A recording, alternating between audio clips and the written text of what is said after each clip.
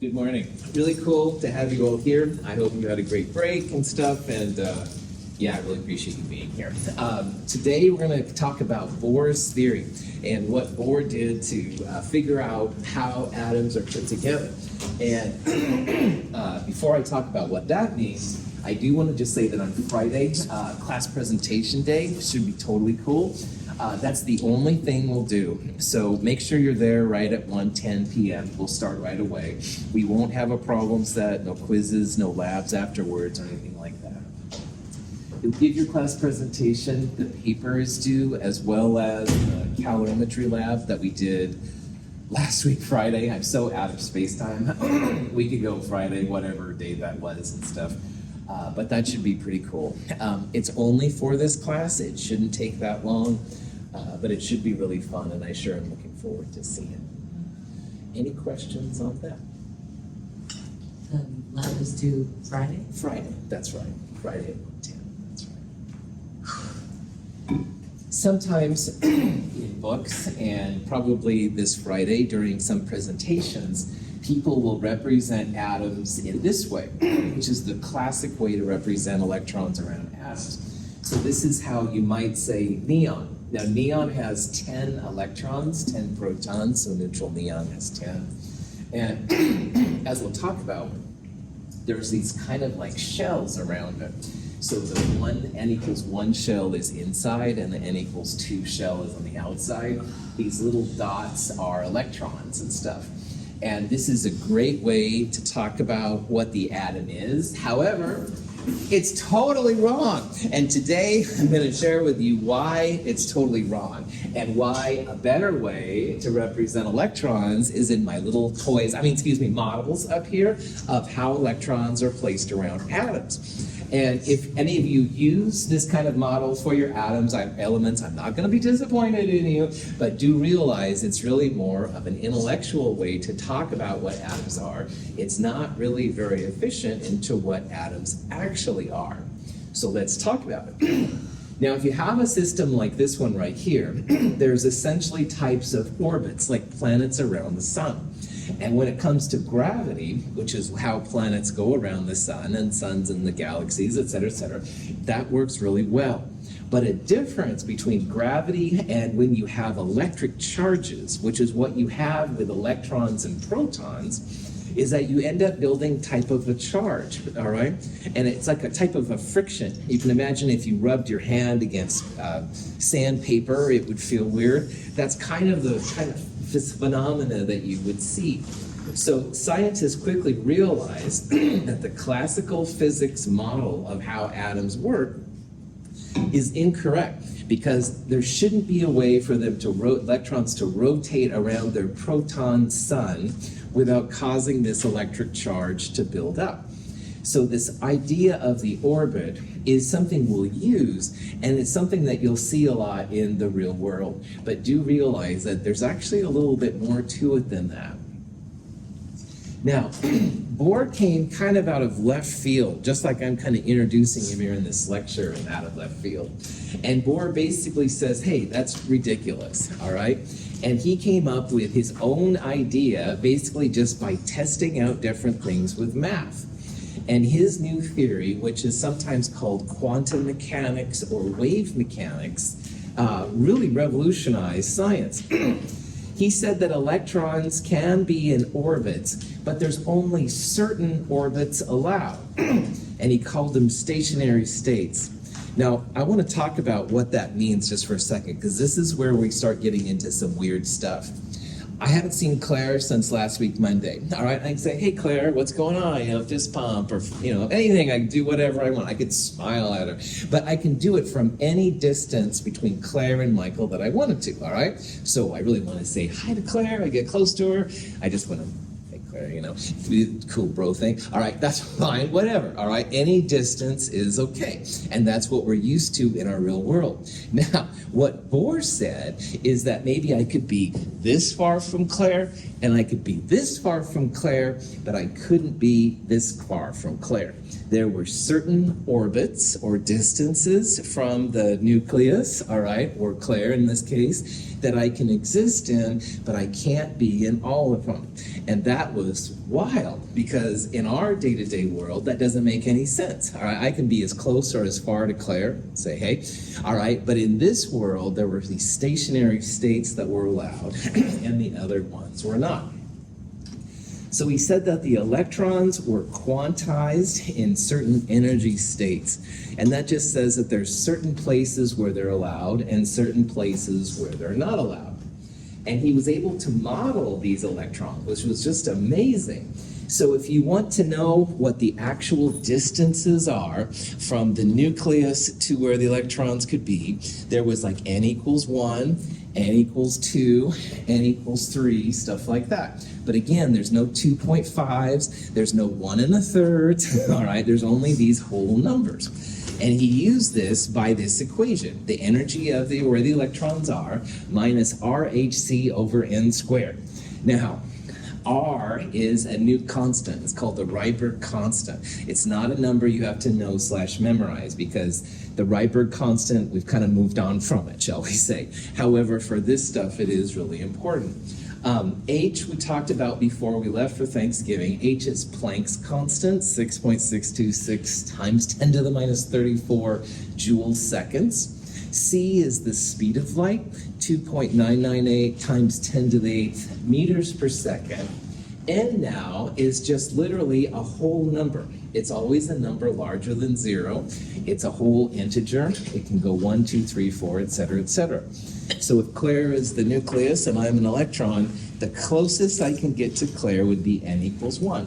And then n equals 2 would be further, 3, 4, etc., etc.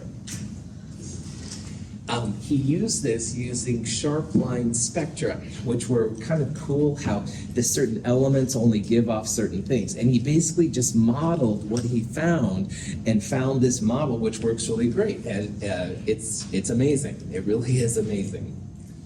Now, here's all the different constants. Here's Planck's constant. Here's the speed of light and stuff like that. Heisenberg, again, is one we're going to use in this section, but we won't use as much as Planck's constant and speed of light. Now, he kind of pulled this out of thin air, all right?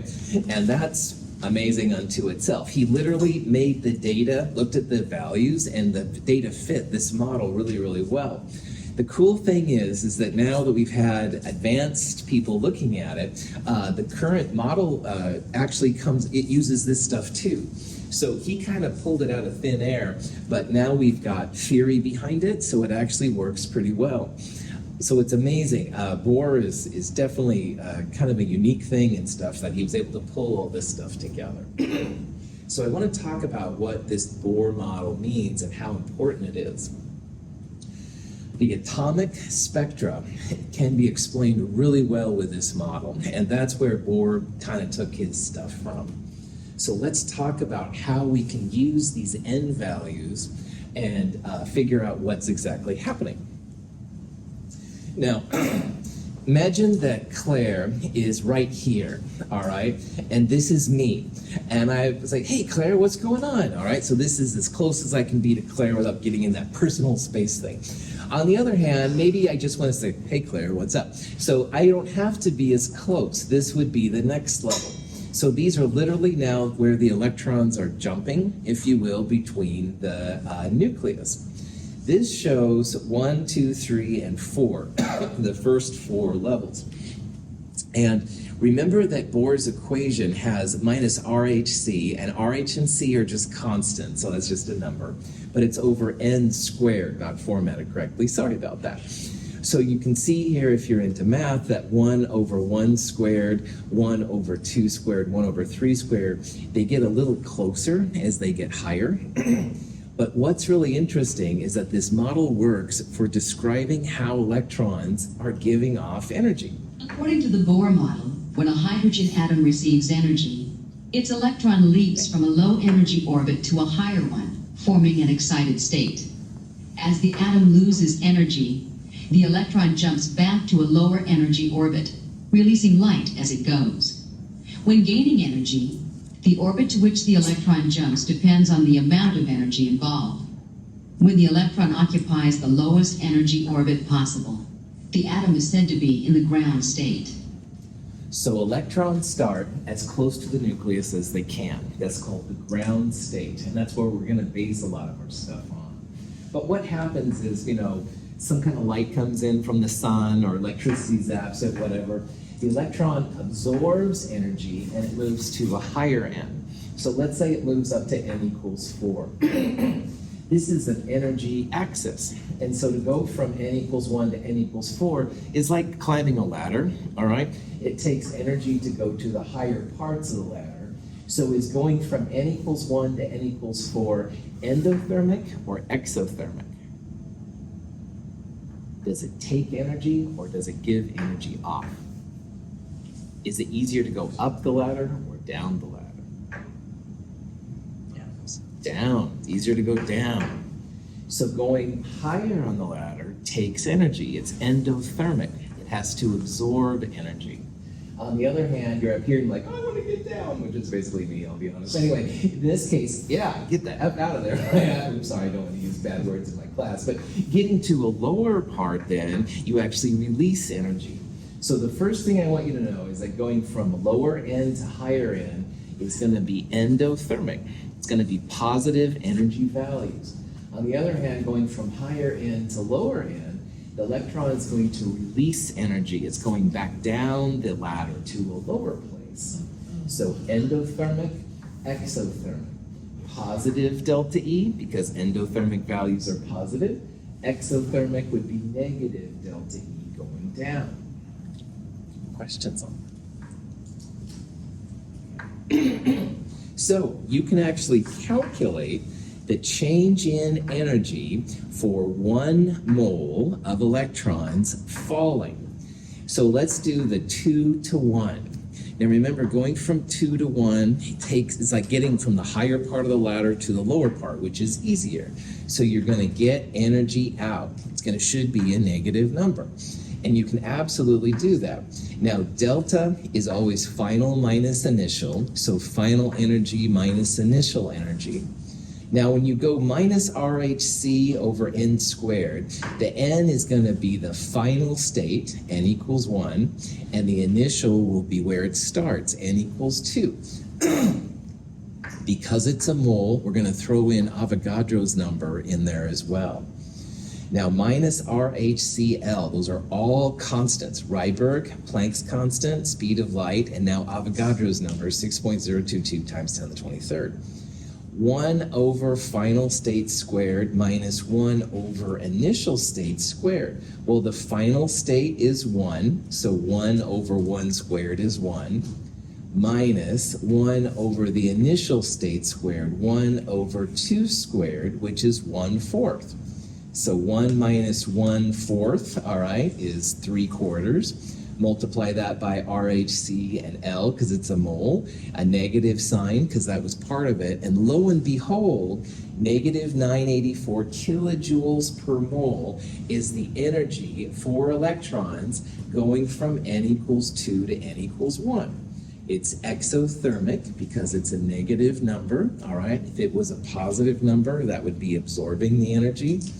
And the coolest thing for scientists is that this number corresponds super well with hydrogen's electrons going from 2 to 1, all right? It's amazing how close these values are. So using this minus RHC over n squared or minus RHCl over n squared for a mole, Bohr's model came out amazingly close to what people observed in science. Any questions? What would be the delta E for an electron going from n equals 1 to n equals 2? Positive, that's right. Yeah, it took me a minute to interpret. Yeah, absolutely. It would be the positive version. So it would be positive 984 kilojoules per mole. Remember, if it's negative one way, it's positive the other way. So that electron took 984 kilojoules per mole to go from 1 to 2. It's going to release 984 kilojoules per mole to go from 2 down to 1. Oh, but there's more. Now, it might be interesting to correlate this number, which I said was so cool, to the frequency and the wavelength of these photons, all right? Or electrons. The photons are the energies that come off. Now, this diagram shows electrons starting at the closest to the nucleus, n equals 1. It absorbs energy, positive 984, to go to n equals 2. And then 984 kilojoules later, the electron's up here. But after a while, it says, oh, I want to go back down to the ground state, the lower part of the ladder. So it gives off the same amount of energy to go back down to the ground state. So the question is, what is the frequency and the wavelength of that photon that's emitted? Especially when you go from 2 to 1, there's going to be energy given off, and it's going to be in the process then to have a wavelength and a frequency. Now, from last time, which I know seems a long time ago, energy equals Planck's constant times frequency, E equals h nu. So if you rearrange this, this is delta E. I turn kilojoules per mole into joules per mole. Joules per mole divided by Planck's constant, which also has joules, the joules will cancel. Now we've got to get rid of the moles. Frequency and wavelength are always per photon. So we're getting rid of the mole, and we end up with a frequency. Now, frequencies technically in this math problem would come out to be negative, but usually frequencies and wavelengths are absolute values. If you reported that as a negative number, it would be the end of the world. But usually frequencies and wavelengths are positive. And if you take this number and the speed of light, you can translate it into a wavelength. So the speed of light, which is in meters per second, divided by the frequency, initially gets you the wavelength in meters. And then if you turn meters into nanometers by multiplying by 10 to the 9th, bam, 122 nanometers. And at this point, you're like, whoopie-doo, Russell. But here's why it's cool, all right? Electrons going from 2 to 1 have a wavelength of 122 nanometers. It's one of the fingerprints of hydrogen you can actually find. This isn't a wavelength that we can see. Let's see, wavelength goes down, so energy goes up. It's more of an ultraviolet light, but still, it is something that can be measured, which is really cool. So again, scientists were all just amazed because Bohr, out of thin air, got this minus RHC over n squared equation, and it works really well, which is just crazy. These are two terms I want to introduce. When it comes to electrons and light, if you have an endothermic process, it's called absorption.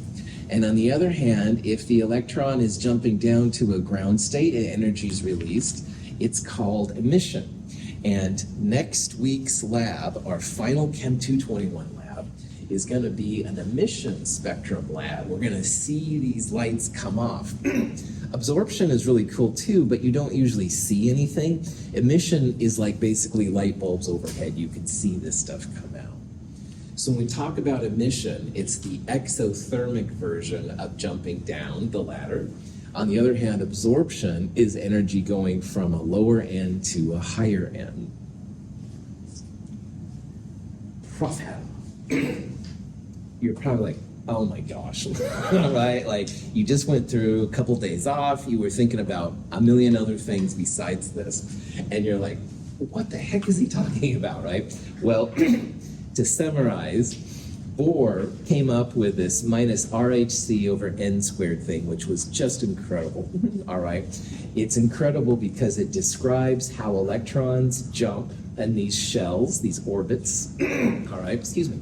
It correlates really well, this number, and this number, with things, with measurable pieces. And so that's why Bohr was seen as one of these fantastic scientists. No one had figured out how this all fit together until Bohr did.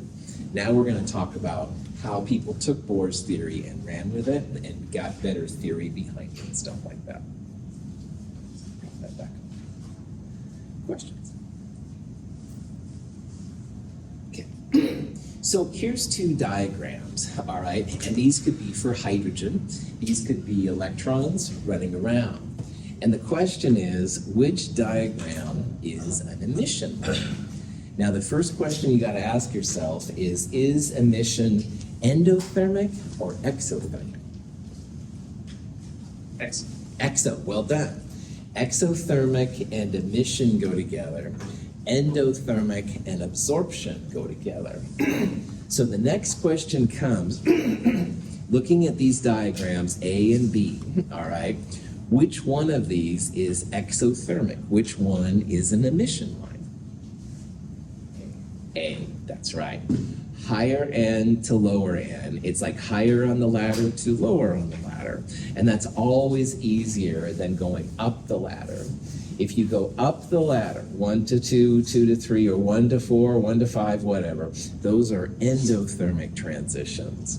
So down the n values, that's going to be an exothermic, that's going to be an emission. Questions? All right. Excuse me.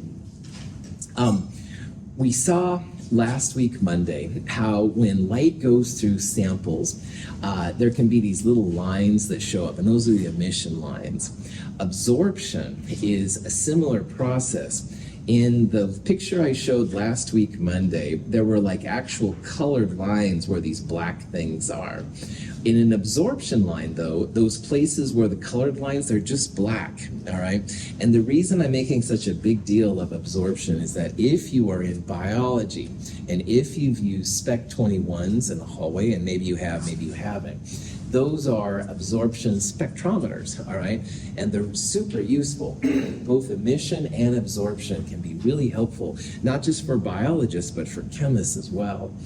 So again, absorption is just endothermic. You don't see anything.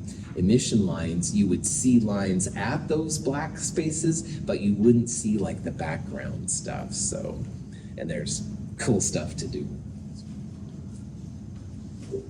All right. So this is the complete list of the lines for hydrogen.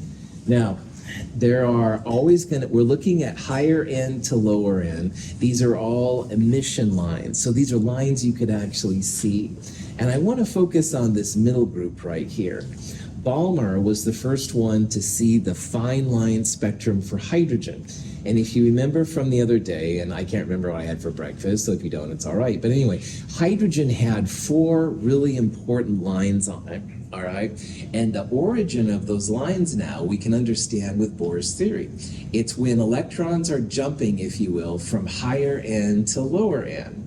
So the 6 to 2 transition is this, or excuse me, the 5 to 2, no, 3, yeah, 6 to 2, that's this one right here.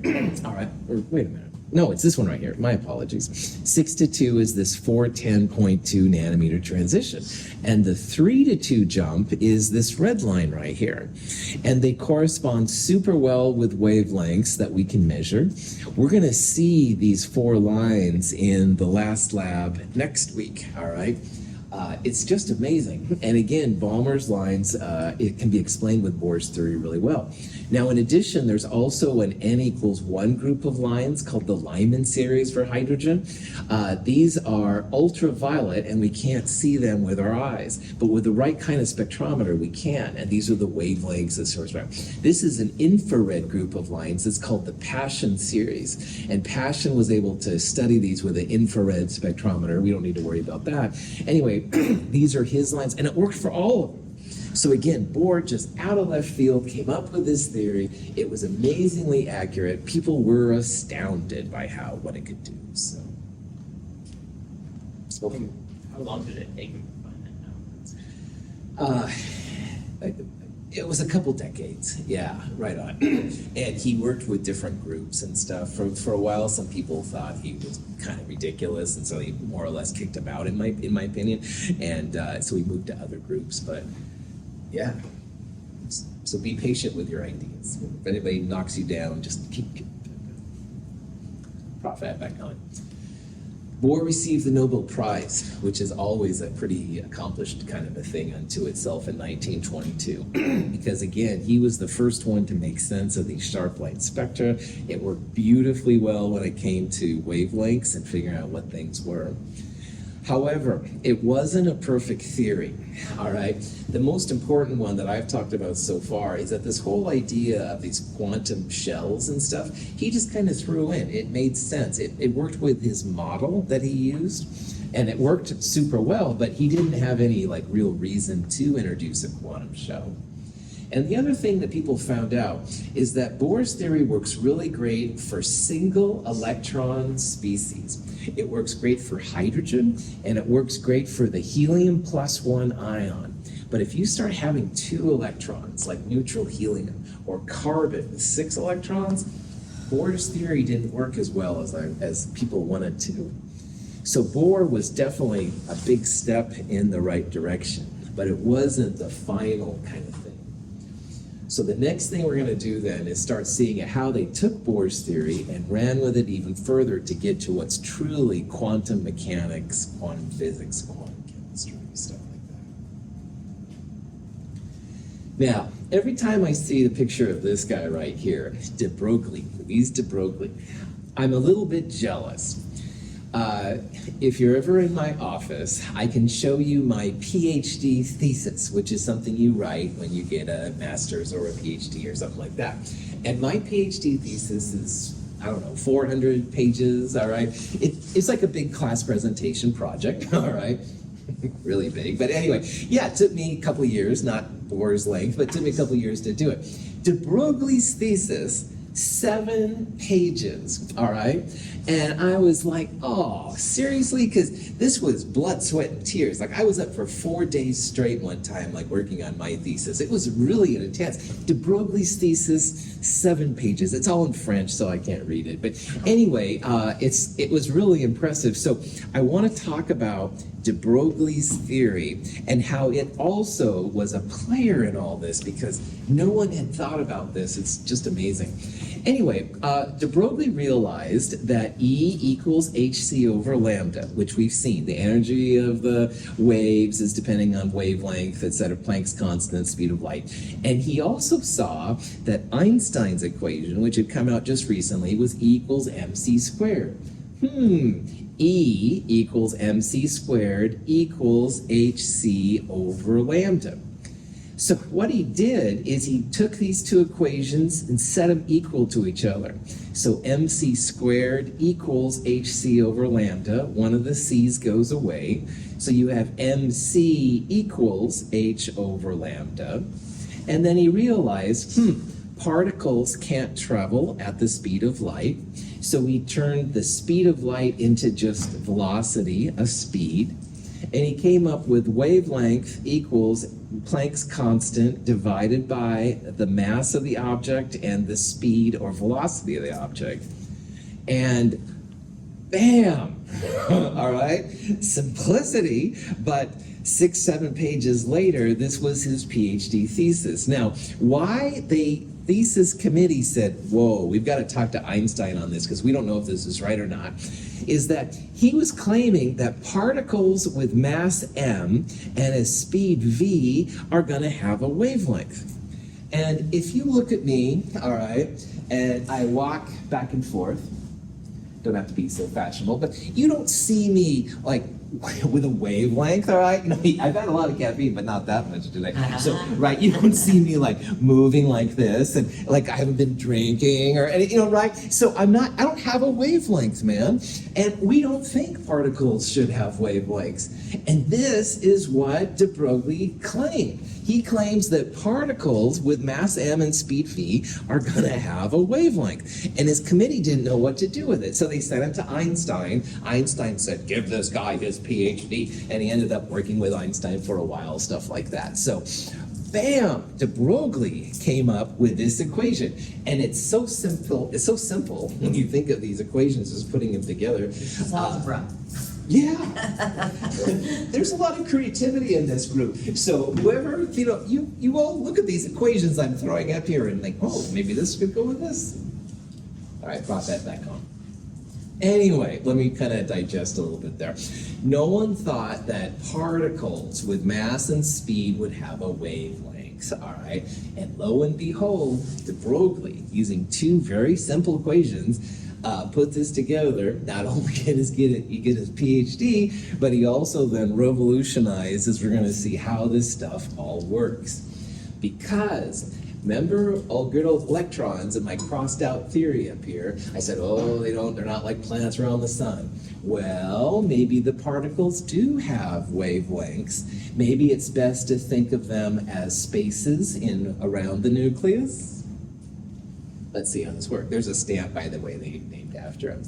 Now, the thing about de Broglie's wave equation is that, we don't see each other with waves. So let's do an example where we're calculating the wavelength of an electron, which is traveling at 75% of the speed of light. Now, in particles, things with mass can't travel speed of light, according to Einstein's idea, but they can get close to it, especially when it comes to electrons. Well, here's Planck's constant. Here's the mass of an electron. By the way, you have to use kilograms in this equation to make the units work out. But anyway, here's the speed of light, and it's 0.75, 75% of the speed of light. And when you calculate it, you get 3.23 times 10 to the minus 12 meters. Now, this is a very small wavelength, all right? Even in nanometers, it's pretty small. So in order to have this equation be something we can appreciate, you have to have pretty small masses. Planck's constant makes almost all the masses and stuff just not very helpful. So we only have wavelengths to worry about when the objects are really small. Electrons have wave properties. If we shoot a beam of electrons through thin metal foil, the atoms of the foil cause the waves to interfere with each other. The interference, or diffraction pattern, can be recorded on photographic film as a series of concentric circles. This isn't essentially, they call it an electron gun, but it's just a source of electrons. And if you fire it at a piece of metal, all right, now first of all, mass and mass, you'd think bam, bam, like it would maybe make a hole in the metal, all right, something like that. That's what we would expect if an electron is behaving as a particle. But what happens is you get something like this. And if you drop a rock in a still thing of water, the waves kind of go out from it. That's what they actually see. They see what's called an electron diffraction pattern, and it looks just like waves, like you dropped a particle in the middle and the waves went out from there. So we're seeing here that electrons are behaving like waves. They do have wavelengths, they do have frequencies, stuff like that. Now, if you throw a baseball,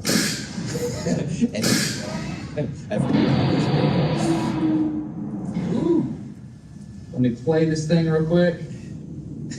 This is a baseball they're firing 1,000 miles per hour.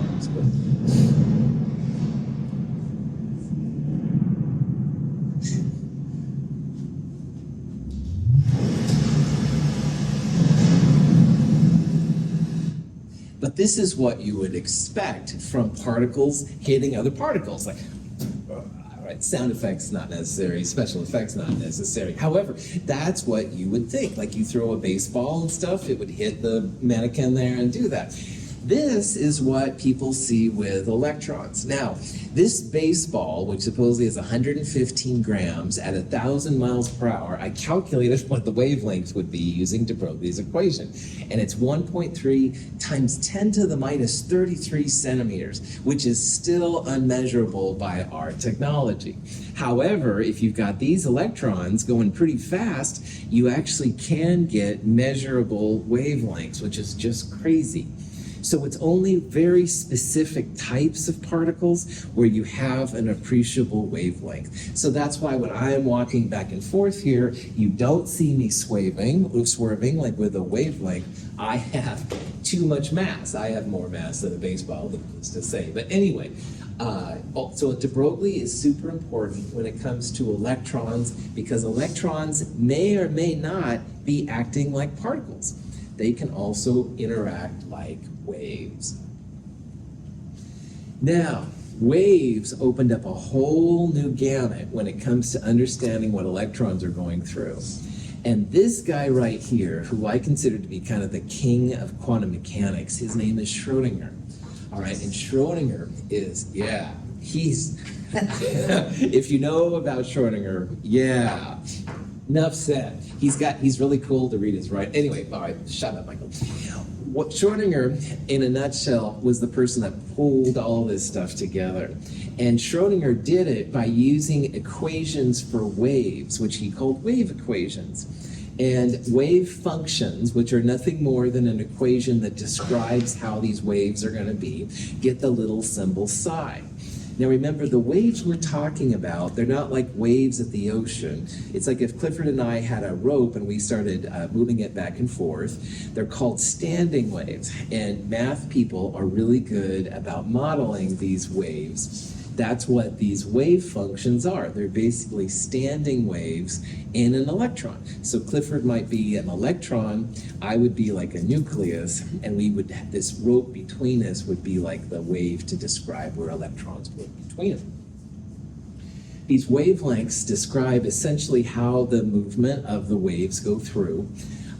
There's quantization, so that's what Bohr said, like you could only have n equals 1, n equals 2, n equals 3, because waves themselves can have like one wave or twice a wave or 3 times a wave. So, whoa, quantization, wave equations, all this stuff comes together really cool. The disadvantage of quantum mechanics is that you need essentially like Math 254 at Mountain Community College skills to knock these things out. The math gets a little crazier. It's usually either 3 dimensions, so like X, Y, and Z, or you can have polar coordinates, the radial, the 2 angle kind of things. All stuff that can be done, but it's more fun than we need in Chem 221. You have all warmed my heart this morning. In 3rd year chemistry, which is usually 3rd, sometimes 4th, it's called physical chemistry. And in physical chemistry, then you take chemistry, physics, and calculus, and you put them together. And that's when you would start talking about stuff like that. So, yeah, PChem. All right, prop that back on. No more advertising for PChem. But I appreciate your sentiment. Questions? All right. So these psi functions, all right, they correspond to what we're going to call an orbital, all right? And these little models I have up here, these are actually orbitals too, all right? And instead of having like planets around the sun for an atom, we're going to see that electrons fall in these orbitals, in these wave functions, all right? And it's basically just an area of your electron space. So you can see like these two are very similar, but the one is like up and down, and this one is left and right, quote unquote, all right? So they have similarities, but this is where the math comes in. So the math would only be along this axis versus this axis, stuff like that. And it's pretty cool what we can do. And again, we're just gonna kind of talk about the results of it more than anything. Now, one interesting thing that happens though, is that the psi functions, these orbitals, they don't tell you exactly where the electron is. So, like, let's say we're back to Claire's the proton and I'm the electron, all right? Like, I could be, if I was in the n equals 1 level, there would be a little radius as to where I would be. So maybe sometimes I would be over here, and sometimes I would be over here. But you wouldn't be totally sure where the electron was. There's an area of uncertainty. In these little diagrams, you can imagine the electron is here or here, but you're not really sure where. Like, is it more towards the back? Is it lower to the front? All right? And that was a wild thing, too.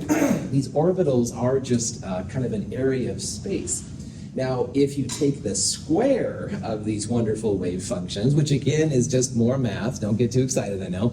Anyway, that will tell you at least the probability of where the electrons are. So we're going to do some stuff here, and we're going to talk about these cool little pictures to show where the electrons are, but really it's just a probability. Like 90+% of the time, the electron in that orbital will be in that area. But if it's up there or down there, don't know. Why is that, Dr. Russell? Good question. A random student in the back whoever said that. This Nazi sympathizer. I mean, Heisenberg was a... Okay, let me talk about Heisenberg. Sometimes people think he was a Nazi, sometimes they don't. He worked for Nazi Germany. Some people think, though, he prevented the nuclear bomb from being discovered. Other people think he was an active Nazi. I'm going to let you figure that out. I honestly don't know. I'm still on the fence on that one. But one thing that Heisenberg did, which was really cool, is he came up with the idea that measurements have a certain amount of unpredictability, all right? And the one that we're going to use here is that you can't always know the energy and the position of an electron. It's always the uncertainty, which is the delta uncertainty in the position versus the energy, essentially. It's always going to be greater than or equal to Planck's constant over 4 pi. Now, Planck's is really small. There's not a lot of uncertainty, but there is some uncertainty. So when it comes to chemistry then, and these crazy things, we have to make a choice. Do we want to know the exact position or the energy? And man, in physical science, it's all about the energy. So the stuff we're going to talk about, we're going to know the energy very well. Very, very high accuracy, stuff like that. However, the position of the electrons will just be able to kind of have these rough probability areas. So again, if in a model, if this was my probability, like sometimes I'd be here and sometimes I'd be here, 90% of the time or so, that would be a great way to describe me. But maybe 1% of the time, I might come up here and say, hey, what's going on? Thank you for playing along. Yeah. So electrons are just like that. Once in a while they want to say, hey, gee, what's going on? All right. And they'll break out of their areas. So everything we're going to talk about, all my cool little diagrams and stuff, are going to be where the electron is most of the time. But sometimes it's going to go say hi to G too. So. There's a picture of Heisenberg, which is less flattering, shall we say. But anyway, so you can decide what you think about him politically. But the Heisenberg Uncertainty Principle is why we have to make this choice between energy or position, and we always pick energy in the physical sciences. Yeah. According to the New York Times, he wasn't technically a Nazi, like he wasn't fully involved, and he was known to be like kind of against the regime, against the population. Totally. In the old days, I used to say, oh, he was a Nazi. But then they came out, and a couple of the groups, and they said that he supposedly stopped them from developing the nuclear bomb, so I don't know. But he did work for the regime. Again, you can decide what's right. But I'm trying to think more about this version of Heisenberg than this kind of psycho-looking version. A familiar depiction of the atom shows electrons orbiting the nucleus like planets around the sun. This model is neither accurate nor useful. We no longer think of electrons as orbiting the nucleus, and we cannot predict their location with accuracy. A more useful model is the quantum mechanical view of the atom, which represents the positions of electrons in terms of their probability of being in a particular region around the nucleus. If we could show all positions for an electron with a specific quantized energy, the resulting picture would look something like a cloud.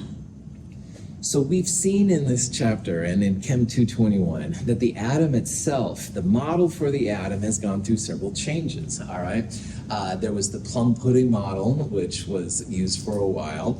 Then there was the planets around the sun idea, and you still see this one used a lot, and that's fine. It's a good teaching model. However, the current version, yeah, you have all these electrons, you can't really predict their position, and it's more like a shimmering thing, this kind of blue shimmering thing. Sometimes I'll refer to it as like a force field or something, but this shows all the different places that electrons can be around the atom. So this is where we've kind of come so far, all right? We're not going to really use this. It still is helpful to think about. And like the nuclear power group loves using those kind of models, but really it's more about shimmering things. Okay. I'm a bit confused. Uh-huh. I thought you said that Bohr said that it can't be a certain way. Cool. In this model, they're trying to represent how there's only certain orbits, all right? So there's like n equals 1, the n equals 2, n equals 3. And in theory, if you had those kind of orbits, then you would have like a predictable area around it. Okay, so he said this one wasn't right and made that one. Yeah. And someone else said, no, actually that one's not right. This one is more wrong. I like Bohr, I'll be honest. And I think, yeah. How much of what we just learned then is actually credible versus just information about certain scientists who said certain things? Oh, yeah. 'Cause I'm like, wait, hold on a second. We just learned a bunch of things and now you're telling me that, well, it's not really like that. That's a really good question, Chi. If you're dealing with hydrogen or helium plus 1 single electron things, Bohr's theory works beautifully, all right, there's no problem. And like in the lab we're gonna do next week, not this week, but next week, we'll use Bohr's theory because we're just gonna look at hydrogen. Okay. Works great, right? But one day you very well might take physical chemistry, looking at both of you there. And yeah, if you take it then right, I want you to, first of all, know where this stuff comes from. And when you start integrating these wave functions and stuff, you'll see like what you're doing kind of on a bigger level. And we'll use like the de Broglie wave equation to figure out the wavelengths of these electrons. So we're gonna use this stuff regardless of how credible or incredible it may or may not be, is what you're saying. Correct, that's right. Okay. It's a building thing. Absolutely, that's a fair question, totally. Other questions? We have seen in this section some of the huge names of physical science, not just chemistry, but physics, and I would argue science in general. Planck, Bohr, like de Broglie 7-page guy. Schrodinger is huge. I've already talked about him, but he's big. The Heisenberg, I won't call him a Nazi, and of course Einstein is huge. And at first it might seem kind of daunting with these kind of names around. But here's one thing I want to leave you with today. All of these scientists are humans, all right?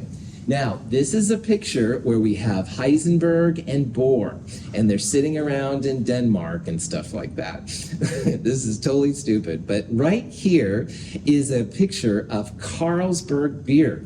Now, Carlsberg beer, just say no kids. However, if you're 21 and 19 in Canada, Carlsberg is a type of beer you can purchase, all right? It's still available. It's actually not bad, of course, you know, that weird taste and everything. So here they are sitting around, you know, having a little coffee, little beer and stuff like that. They're chilling, all right? They all took Chem 221 or the equivalent at one time, and look what they've done. And this is where you all can take this too, all right? You can take all these ideas, move on from there and stuff like that. You can be just like these people. So they're very powerful in all the stuff they've done, but man, this is all stuff now that you can run with and go on from there. They took this class as well, so don't argue for your limitations, man. You got this. Now, the next section, which we'll start more on Wednesday than today, we're going to talk about the results of quantum mechanics. So when you integrate wave functions, blah, blah, blah, the kind of things you end up with. And it's amazing, but with 4 quantum numbers, we can describe the energy of electrons. We can figure out approximately how far they are from the nucleus, approximately where they are. We'll see where these little pictures come from and stuff like that. But I think I'm going to wait on this discussion until Wednesday. So Wednesday, we'll start talking about the quantum numbers that come from quantum mechanics, which comes from calculus. Any questions? Yeah. Okay, so quantum mechanics, is this a math thing, a physics thing, or a chemistry thing, or all of the above? At its heart, it's a math application, and it helps both physicists and chemists, and engineers for that matter, to figure out the energies of electrons. They can figure out approximately where the electrons are, stuff. So is there a specific class to dive like deep into quantum mechanics? Oh, right on. So once you have physics, this class, chemistry, and calculus under your belt, then like physical chemistry would be the chemist version of this. And usually in physics, there is a quantum physics class. It's usually like a 400 level class, but it would be an undergraduate class you could take, you bet.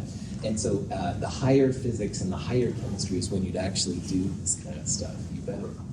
Yeah, it's all stuff as an undergraduate. And when I took it, we had to walk uphill both coming and going to school. So now with your computers and your TI 2000s and stuff like that, wow, it's going to be a whole different experience too. It's like Be excited, yeah. All right, thanks for being here. I will see you on Wednesday.